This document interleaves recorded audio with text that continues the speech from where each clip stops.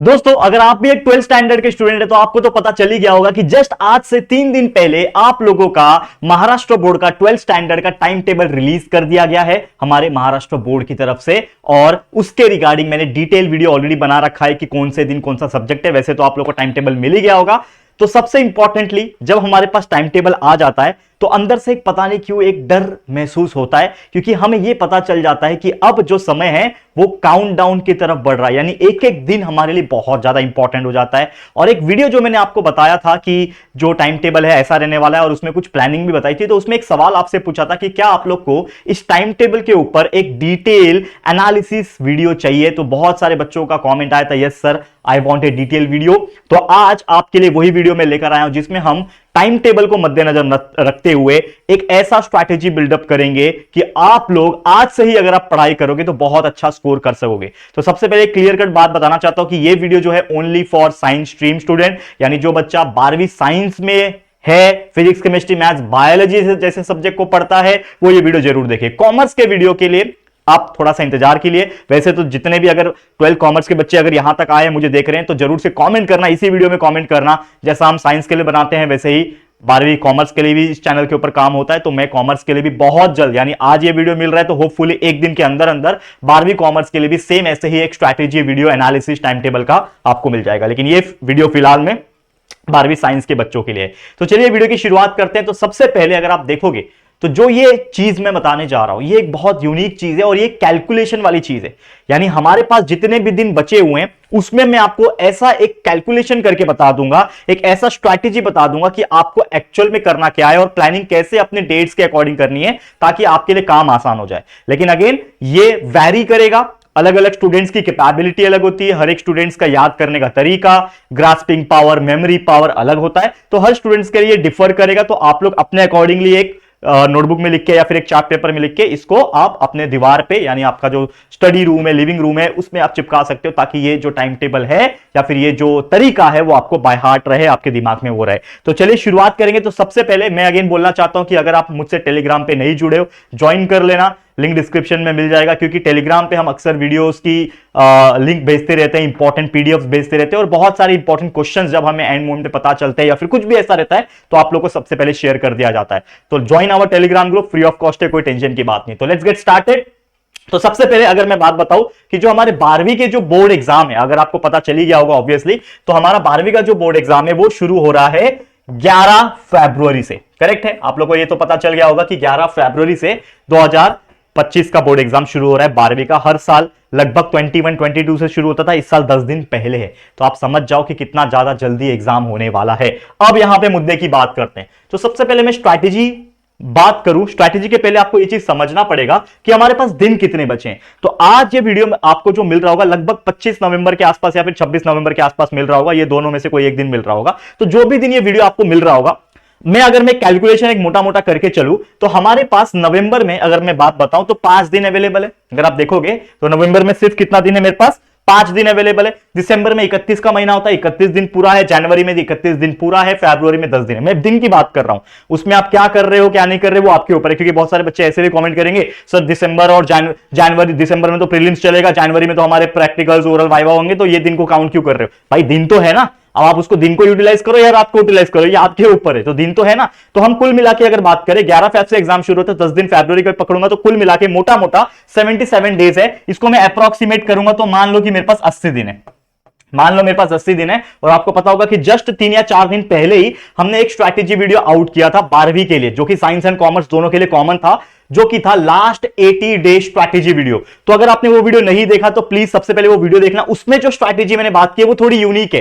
ये तो हमने टाइम टेबल के हिसाब से डिटेल एनालिसिस करके आपके लिए वीडियो बना रहे, लेकिन वो वीडियो जो था वो एक अलग प्लानिंग का वीडियो था। तो जरूर से लास्ट 80 डे स्ट्रैटेजी का वीडियो, जो कि 3-4 दिन पहले ही मैंने इस चैनल के ऊपर JR कॉलेज के ऊपर अपलोड किया हुआ है, तो वो आप जरूर से चेकआउट कर लेना। ठीक है, अब ये 80 दिन है मान के चलो, तो मतलब एक काउंटडाउन की बात करेंगे तो ओवरऑल 77 डेज हमारा एक टाइमर लग रहा है। जिस प्रकार चंद्रयान या फिर कोई भी रॉकेट जब लॉन्च होता है तो उसमें टाइमर लगता है T-100 सेकेंड्स, 99, 98 करके, आपने देखा है मूवी वगैरह में भी दिखाते हैं। वैसे हमारे पास दिन है, ये टिक टिक टिक टिक डाउनफॉल हो रहा है, यानी एक तरीके से ये जो दिन है ये कम होते जा रहा है। मतलब एक एक दिन हमारे लिए उतना ही ज्यादा वैल्यूएबल है जितना कि सोना होता है। सोना कौन सा, गोल्ड की बात कर रहा हूं, ये वाला सोना नहीं। ठीक है, नहीं तो बोलोगे सर सोना, सो जाओ यार, क्या करना है, बोर्ड एग्जाम में 50% भी आएंगे तो क्या ही फर्क पड़ता है, ठीक है ना, कर लेंगे बिजनेस, ऐसा सोचते हो ना। लेकिन बिजनेस करने के लिए भी नॉलेज चाहिए, दिमाग चाहिए, और चीजों को हैंडल करने की कैपेबिलिटी चाहिए। ये पढ़ाई हमें क्या सिखाता है, प्रेशर हैंडलिंग सिचुएशंस। पढ़ाई हमें क्या सिखाता है, हम कैसे चीजों को मैनेज करें। पढ़ाई हमें क्या सिखाता है, कंसिस्टेंट कैसे रहना है। ये तो बोलते हैं ना लोग कि पढ़ के क्या मिलता है, पढ़ा हुआ चीज, मैथ्स का मैट्रिसेस कहां काम आने वाला है, केमिस्ट्री का रेडॉक्स रिएक्शन कहां काम आने वाला है रियल लाइफ में। लेकिन वो काम नहीं आता, मुझे भी पता है भाई, वो काम एक टाइम पे नहीं आएगा अनलेस एंड अनटिल आप रिसर्च फील्ड में नहीं जाते हो तब तक। लेकिन ये जो पढ़ाई है ये आपको बहुत सारी अलग चीज सिखाता है जो शायद आप नहीं समझते होंगे। ठीक है, अब ये तो बात हो गई कि हमारे पास बहुत कम दिन बचे हैं, तो आपका जो लास्ट का जो 30 डेज रहेगा वो स्पेशली आपको बाय हार्ट करके, मतलब बाय हार्ट नहीं करना है, मतलब 30 डेज जो है उसको आप अलग से सेपरेट निकाल दो। मतलब समझ लो कि मेरे पास एक मोटा मोटा 80 दिन थे, 80 में से मैं 30 दिन निकालूंगा। क्यों लास्ट का 30 दिन निकाल रहा हूं, क्योंकि वो मैंने रखा है आप लोग के लिए रिवीजन के लिए। क्योंकि मेरे को एक बात बताओ बच्चा, आप कितना भी अच्छा पढ़ते होंगे, कितना भी अच्छा आपने सब कुछ पढ़ रखा होगा, क्योंकि पिछले 7-8 महीने से भी आपने बहुत अच्छे से पढ़ाई की होगी। अभी तो मिड टर्म एग्जाम भी गया दिवाली के पहले वाला, तो वो भी एकदम अच्छी तरीके से दिया होगा। मतलब अच्छा खासा 50% के आसपास बच्चों का पढ़ाई हो गया होगा। फटाफट से कमेंट करके बताओ कि अगर आप एक 12वीं साइंस के स्टूडेंट हो, अभी तक आपका कितना परसेंट सिलेबस पढ़ के कंप्लीट हुआ है। 40%, 50%, 60%, 70%, कितना? कुछ तो होंगे यार जो मैं चाहता हूं कि 70-80 बोल दे यार, बोल दो यार कमेंट करके। ठीक है, तो लास्ट का 30 days only for revision, because बहुत सारे लोग क्या होते हैं, पढ़ तो लेते हैं लेकिन रिवाइज नहीं करते, और एग्जाम जब लिखने की बारी आती है तो वो चीजें भूल जाती हैं, उनको रिकॉल नहीं होता चीजें, तो इसके लिए उनका एग्जाम खराब जाता है और बोलते हैं पढ़ तो सब कुछ लिया था, एग्जाम लिखने गया सब कुछ भूल गया। तो ये आपके साथ ना हो जाए, इसलिए 30 डेज आपको रिवीजन करना है, और वो 30 डेज में हम आपके साथ जुड़ेंगे लाइव रिवीजन करवाने के लिए। पिछले साल की तरह, पिछले 2 साल की तरह हम हर साल आपके लिए कराते हैं लाइव रिवीजन। तो आपको पता होगा इस चैनल जेआर कॉलेज का ये तीसरा साल होने वाला है जिसमें हम लाइव रिवीजन कराने वाले हैं। तो इस बार का भी वही नाम है, परिचय बैच। शुरुआत किया था, परिचय नाम रखा था क्योंकि हम इंट्रोडक्शन दे रहे थे, तो परिचय कर रहे थे, दैट्स व्हाई। तो वही नाम कंटिन्यू करेंगे, तो परिचय बैच 3.0 वर्जन, जिसमें हम लाइव रिवीजन कराएंगे 30 डेज, 30 दिन लगातार हमारे चैनल पे लाइव रिवीजन होगा।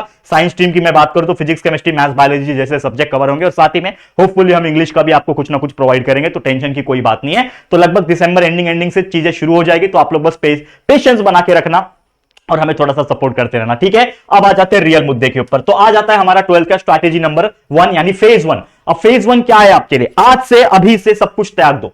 क्या त्यागना है, जो भी आपको डिस्टर्ब कर रहा है, जो भी आपको डिस्ट्रैक्ट कर रहा है, जो भी आपको कुछ ऐसे काम में उलझा रहा है जिससे आपका समय व्यस्त हो रहा है, वेस्ट हो रहा है, तो आपको उसको त्याग देना है, छोड़ देना है। जैसे एग्जांपल बहुत सारे, वो आप डिसाइड करो।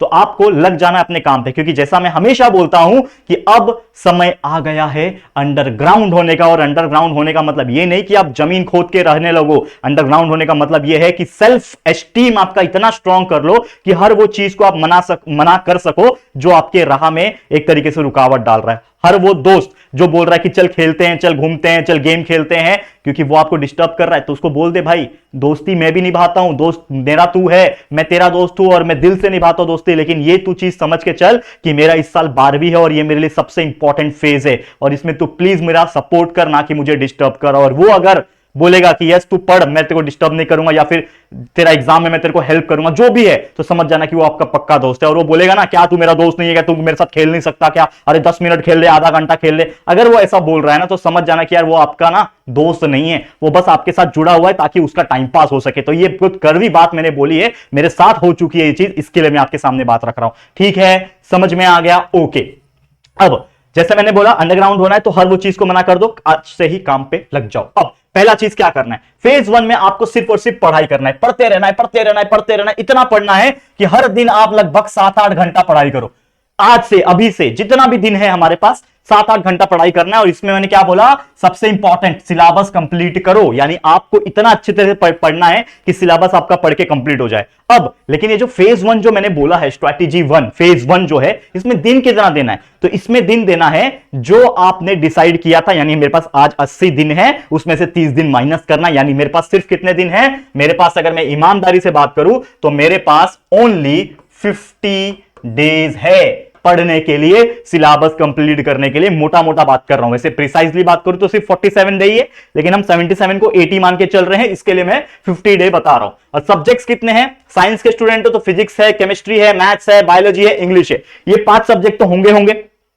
लेकिन कुछ बच्चे ऐसे होते हैं जो बाइफोकल लेते हैं, तो इनका होपफुली आपका बहुत सारे लोग का बायोलॉजी हट जाता है, तो फिजिक्स केमिस्ट्री मैथ्स होता है और साथ में और कोई 2 सब्जेक्ट होते हैं, मतलब इंग्लिश तो होता है, साथ में ये बायोफोकल के 200 मार्क्स के पेपर जुड़ जाते हैं। तो मैं उनकी बात अभी फिलहाल नहीं कर रहा हूं, क्योंकि हम इस चैनल के ऊपर बायोफोकल अभी नहीं पढ़ाते हैं, दैट्स व्हाई मैं उसकी बात नहीं करता हूं। हम पढ़ाते हैं फिजिक्स केमिस्ट्री मैथ्स बायोलॉजी और इंग्लिश, दैट्स व्हाई मैं उसकी बात कर रहा हूं। तो फिलहाल में अगर मैं मोटा मोटा पकड़ के चलूं कि जो एवरेज बच्चा होता है जो फिजिक्स केमिस्ट्री मैथ्स बायोलॉजी जैसे सब्जेक्ट पढ़ता है, साथ में लैंग्वेजेस यानी इंग्लिश पढ़ता तो कंपलसरी है, या फिर हिंदी और मराठी में से कोई एक पढ़ता है, तो कुल मिला के देखा जाए तो टोटल सब्जेक्ट मेरे पास कितने हैं? 6 सब्जेक्ट है, 5 या 6 सब्जेक्ट ऑन एन एवरेज में पकड़ता हूं, 5 या फिर 6 सब्जेक्ट, ठीक है। 5 सब्जेक्ट पकड़ के चलो, चलो मोटा मोटा एवरेज पकड़ के चलेंगे 5 सब्जेक्ट। तो मेरे पास सब्जेक्ट कितने हैं? 5 है, मान लो 6 भी हो सकते हैं किसी के, लेकिन चलो मैं एवरेज मान के चलता हूं, कुल मिला के 5 सब्जेक्ट है, ओके।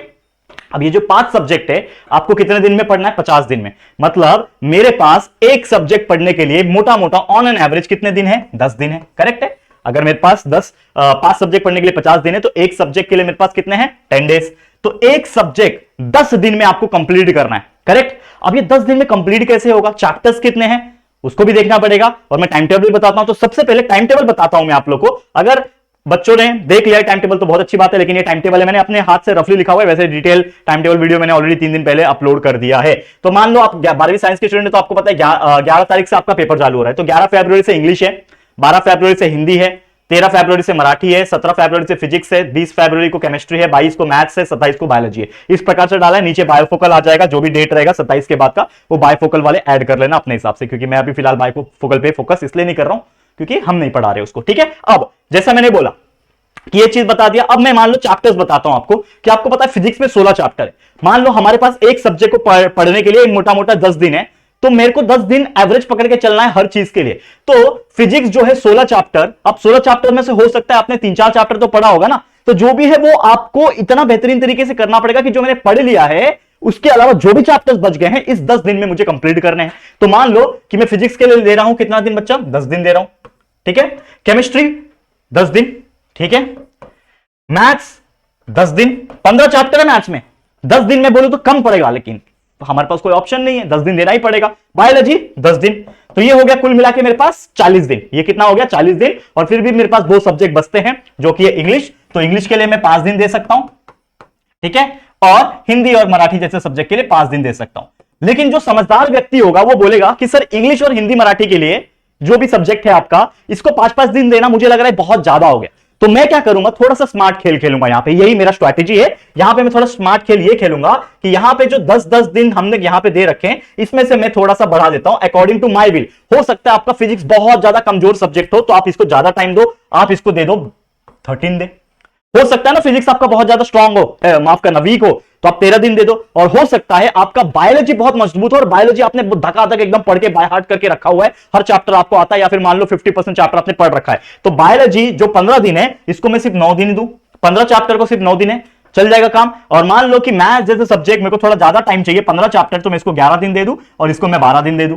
तो कुल मिला के अगर मैं काउंट करूंगा 13 + 12 25, 25 + 11, 25 + 11 कितना होता है? ये होता है 26, 36, और 36 + 9 होता है 45। तो 45 डेज मेरा यहां हो जाता है, फिर भी 5 दिन बचता है। तो अगर मेरे पास 5 दिन बच रहा है, तो मैं इस सब्जेक्ट को, इंग्लिश को 3 दिन दे दूं, ठीक है, इंग्लिश को 3 दिन दे दूं, और हिंदी या फिर मराठी जैसे सब्जेक्ट को 2 दिन दे दूं, तो भी मेरा काम चल जाएगा, मोर देन इनफ हो जाएगा। और इसमें भी अगर मैं 7-8 घंटा पढ़ूंगा ना, तो भी मैं इंग्लिश में अच्छा मार्क्स स्कोर कर सकता हूं। समझ में आ गया? तो ये इतने दिन आपको स्टडी करना है, जो आपका क्या है, स्टेज 1 में है, यानी फेज 1 में है, जो सिर्फ आपको याद करना है चीजें, और कुछ करना ही नहीं है, ना रिवाइज करना है ना कुछ करना है, बस आपको धकाधक याद करते जाना है, करते जाना है। और ये कब तक करोगे? मान लो कि आप 25 या फिर 26 तारीख से देख रहे हो, या फिर चलो 25 तारीख से देख रहे हो, तो 25 नवंबर से लेके आप कब तक करोगे? लगातार 50 दिन तक करोगे।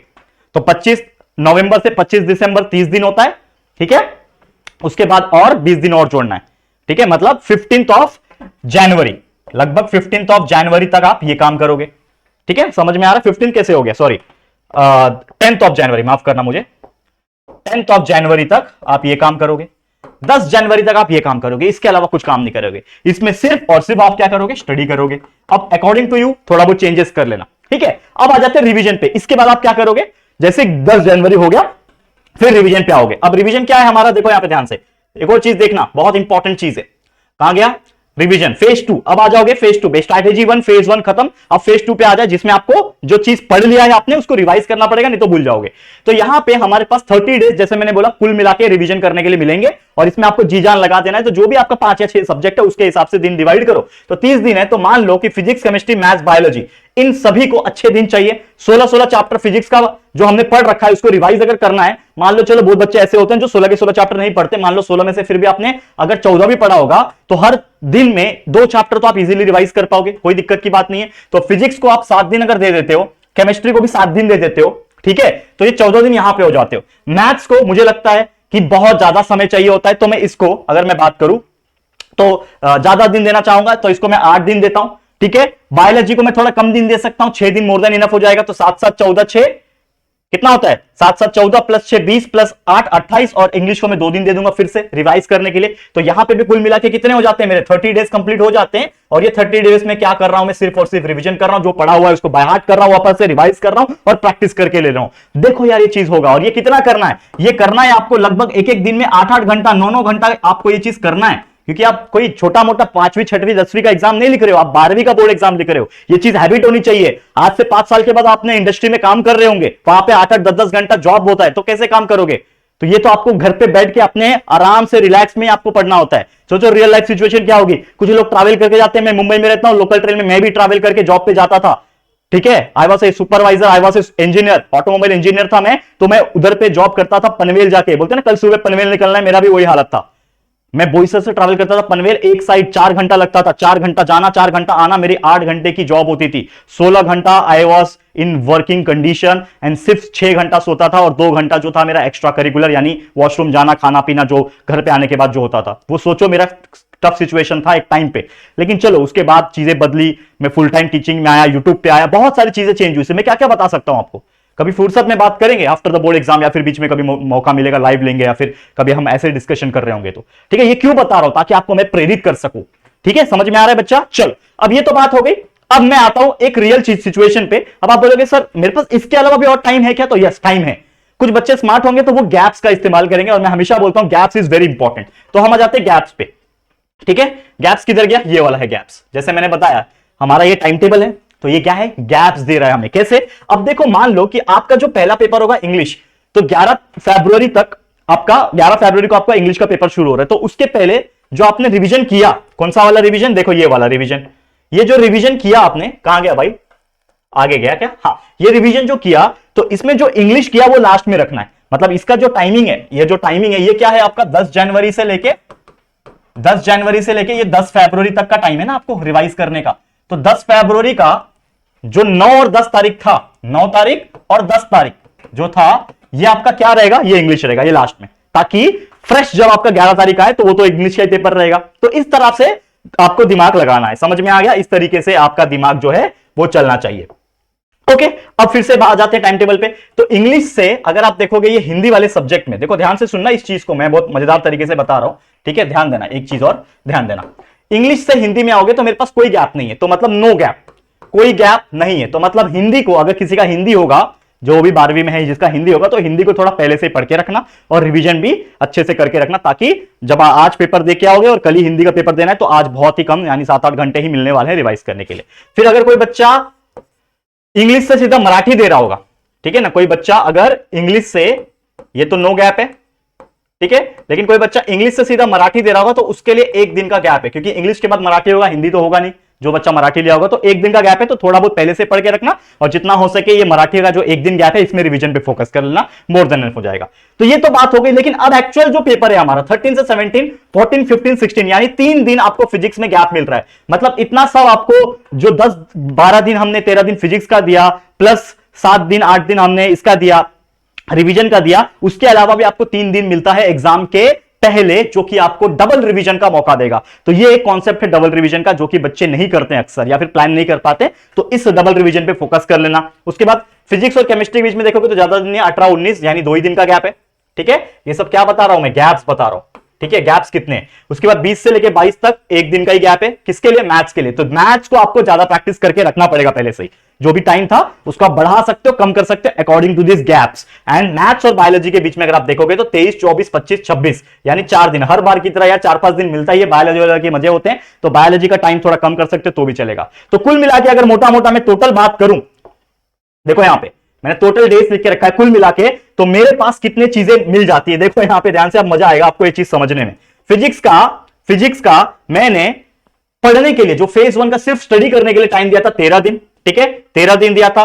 रिवीजन के लिए कितना दिया था आपको, 7 दिन। और एग्जाम्स के बीच में भी आपको कितने मिल रहे हैं, एग्जाम्स के बीच में भी आपको मिल रहे हैं, कहां गया भाई, एग्जाम्स के बीच में भी 3 दिन, मतलब 13, 7 और 3, 13 कितना मिल रहा है फिजिक्स के लिए, 13 + 7 + 3, ये आपको मिल रहा है 13 दिन फुल फ्लेज स्टडी, 7 दिन आपका रिवीजन नंबर 1 और 3 दिन आपका revision number 2 before the exam. कुल मिला के अगर आप देखोगे तो 23 डेज होते हैं। और क्या लगता है बच्चा, अगर कोई इंसान 8-8 घंटा पढ़ाई करे, 23 दिन लगातार मतलब जो भी आपका शेड्यूल है, 23 दिन पढ़े फिजिक्स जैसे सब्जेक्ट, 15-16 चैप्टर, क्या वो इंसान लगभग 80% मार्क्स स्कोर नहीं कर सकता ऐसे सब्जेक्ट में? बिल्कुल कर सकता है। अब आ रही है ना बात समझ में, सेंस बन रहा है, ठीक है, समझ में आ रहा है, ठीक है। उसी प्रकार केमिस्ट्री की बात कर लेते हैं। केमिस्ट्री में भी हमने कितना दिन दिया है, मैं आपके सामने लिखता हूं। केमिस्ट्री के लिए 12 दिन दिया है, वहां पे 7 दिन है, 12 + 7, और हमारा गैप कितना है, 2 ही दिन का है, 12 + 7 + 2, तो 12 + 7 + 2 कुल मिला के आपका 9 और 12 21 दिन होता है, ठीक है। तो डिपेंड करता है, जैसे मैंने यहां पे 23 दिन लिखा हुआ है जो कि आपको दिख रहा है, तो हो सकता है किसी का फिजिक्स स्ट्रांग है तो ये दिन कम कर देना, 13 का 10 कर देना और इसको दे देना दिन, केमिस्ट्री वाले को दे देना। तो जो भी सब्जेक्ट आपका वीक है, स्ट्रांग है, कितना पढ़ा कितना नहीं पढ़ा पहले से, उसके अकॉर्डिंग एडजस्ट कर लेना। इसीलिए मैंने वीडियो की शुरुआत में ही कहा था कि ये डिपेंड करेगा पर्सन टू पर्सन।